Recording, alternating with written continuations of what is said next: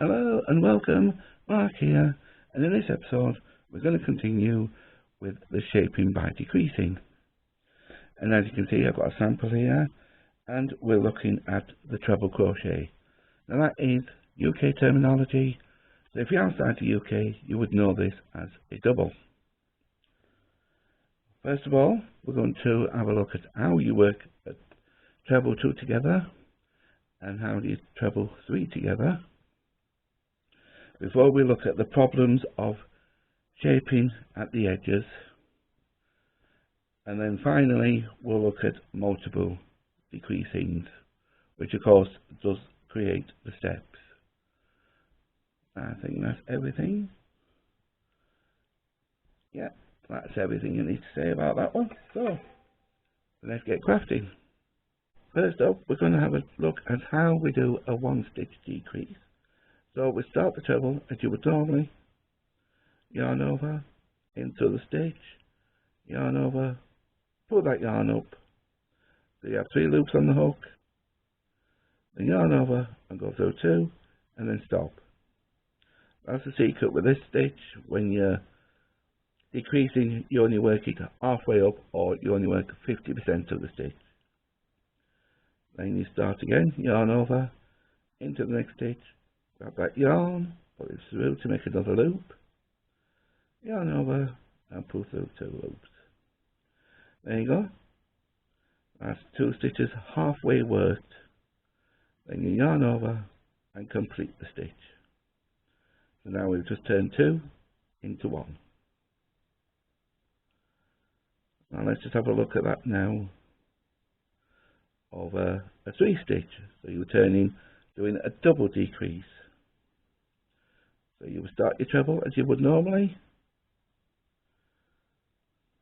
and only work it to its halfway point. Then start the next one and work it to its halfway point. And then there's one more to go. Work it to its halfway point and then stop. You have 4 loops on the hook, yarn over and pull through all 4 loops, and that is a double decrease. So we've turned 3 stitches into 1. Right, so that's how we do the decreasing in trebles mainly. So we'll look at it now at shaping at the edges. We're ready to start doing some decreasing. And there's many options for doing this. Now there's one option that I forgot to mention actually with the double crochet, and you can do this with any of the stitches, doesn't matter which one you're working. You can easily and simply just miss the first stitches, and I'll show you what I mean there. So you just miss the first stitch entirely, slip stitch into the second, and then work your turning chain. And because these are trebles, they usually recommend a 3 chains, and then work to the end of the row, or should I say, work until you have 1 stitch left, and that is usually your turning chain. You miss it, and you just carry on.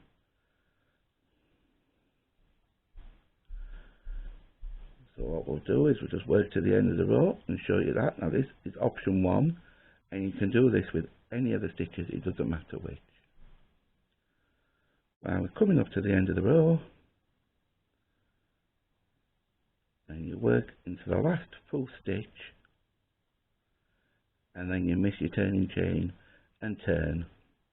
That is the easiest and most simplest way of decreasing a stitch at the end of the row, or even at the beginning of the row, should I say, as well. So that is option 1. Option 2 is you have, because these are taller stitches, you have the problems with turning chains. And the problem with the turning chain is, because it's trebles, you usually do a chain 3, but you can't do a turning chain and a treble into 1. You can't work it that way. But what I do recommend is that you only chain 2. You do a shorter turning chain, and then you work your treble into the next stitch. Now that just looks like a turning chain and a treble. Let's work the next stitch here, and what you can do is you can use one of these, which is stitch marker, and place the stitch marker into the top of that last stitch as a reminder that that is your last stitch. You're not going to work in the turning chain, you're going to ignore it totally.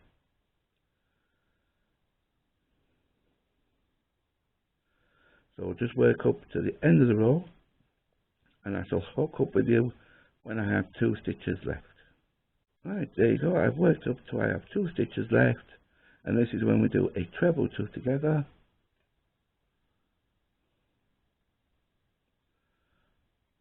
Into the last stitch, which is your turning chain, and then pull through all 3, and there you go, you have just turned 2 into 1. So you do it better at the end of the row than you can at the beginning. But when you're working back now and you get to this stitch, that is your last stitch. Do not work into the turning chain, and that is option 2. And I shall just work across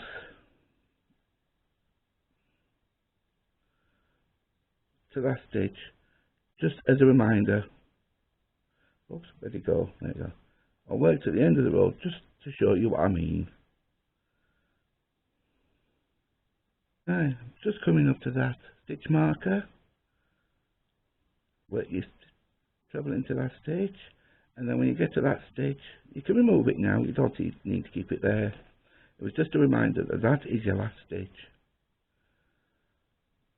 And you work your treble in there, and that is it. Don't work in the turning chain, ignore it like it's not there. And then we turn. So, that was option 1 and option 2.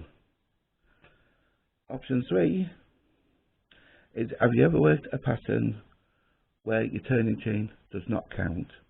So all the way through your pattern, you're ignoring the turning chain like it doesn't exist. That's what you were doing there, like it doesn't exist. So we'll look at that option now. So you make your turning chain, and because it's only a turning chain, it doesn't count as a stitch. You will still work into this first stitch. So then you would do your treble 2 together as normal, because this doesn't count. So when you get back to this stitch, of course, that is your last stitch. You've been ignoring this all along, you'll ignore it again. And we'll have a look at that now at the end of the row. Coming up to the end of the row now, I have what looks like 4 stitches left. But if you're working a pattern where that doesn't exist, you've only got 3 stitches left there. So work into that one, and then you work your treble 2 together. Then we're only working the stitch to its halfway point, then work the next one to its halfway point, yarn over and pull through all the loops. And that's if the turning chain does not count as a stitch, and you can just ignore it. And that is option 3. For option 4 is if you're not actually shaping at all right at the edge. When you work your turning chain, even though it may count as a stitch, you're not decreasing into the first one, and you're decreasing into the second and the third stitch. So halfway point, work the second treble to its halfway point, yarn over and pull through all 3. And that is of course option 4, and that's your final option. And you would work till you have 3 stitches left.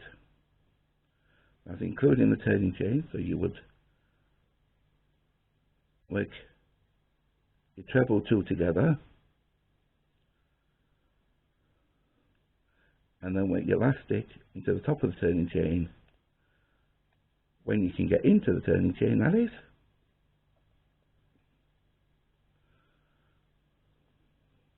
There you go. That didn't want to let me in there, did it? And then work the turning chain. And those are all your options, and that is working your decrease just away from the edge. So all I recommend really is what you do is you check your pattern and see what is and what isn't part of your decreasing. Right, and those are all your options for one stitch decreasing at the start and at the end of the row. Right, and that is it. That's all we need to know about this. And then we'll actually move on now to multiple decreasing.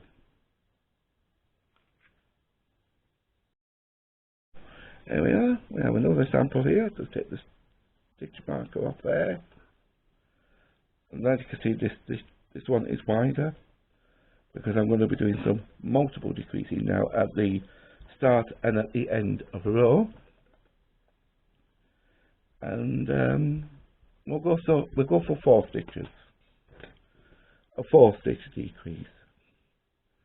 So you would turn, and then when you're doing multiple decreasing, you need to slip stitch across the stitches to the one that you're going to work into. And you always miss this first one. You ignore it like it's not there. And that is because if you slip stitch into the first one,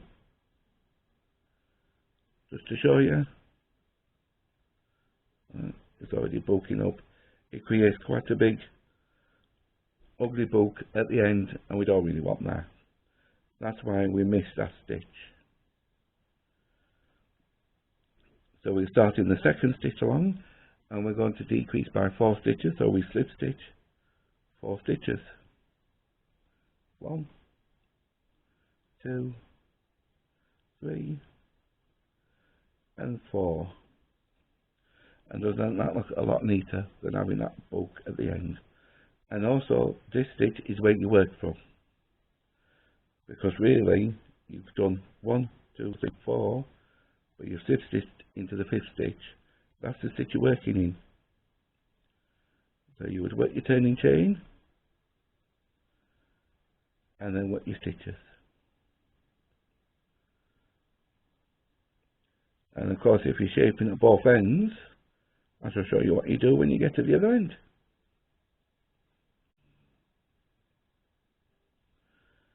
So we're working up until we have 4 stitches left. Just coming up to it now.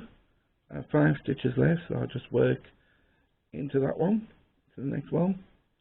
And I have 4 stitches left because the turning chain counts. And then we turn. And that's it. And then we do another slip stitch decreasing.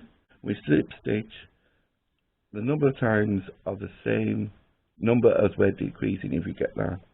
So you miss the first one, and then you go 1, 2, 3, and 4, and we work from there. And there you go. You're going 1, 2, 3, 4, and you're in the 5th stitch, ready to work.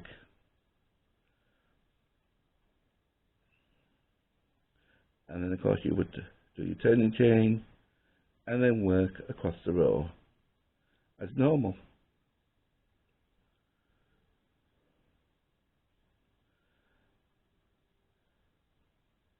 And there you go, look, got 4 stitches left.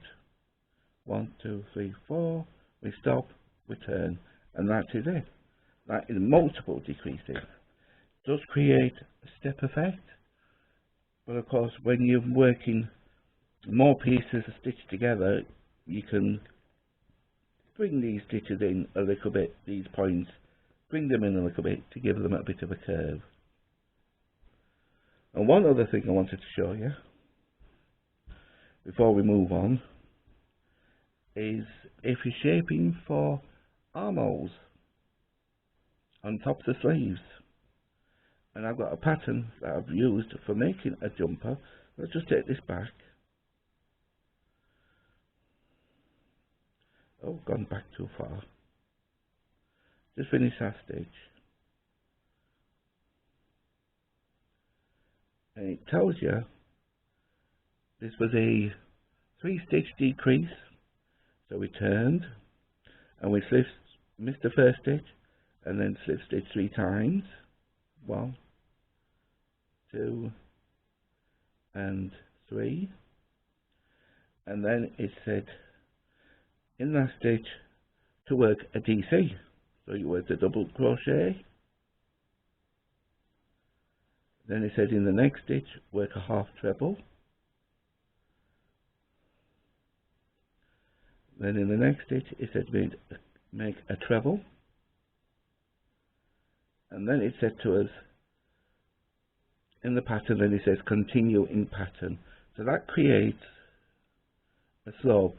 So watch out for that in patterns as well, especially when you're doing things like jumpers, sweaters, cardigans, things like that, where you're doing your armhole shaping or shaping your sleeves. It might come up with these kind of instructions to work shorter to the taller stitches, and then it will just say continue in pattern.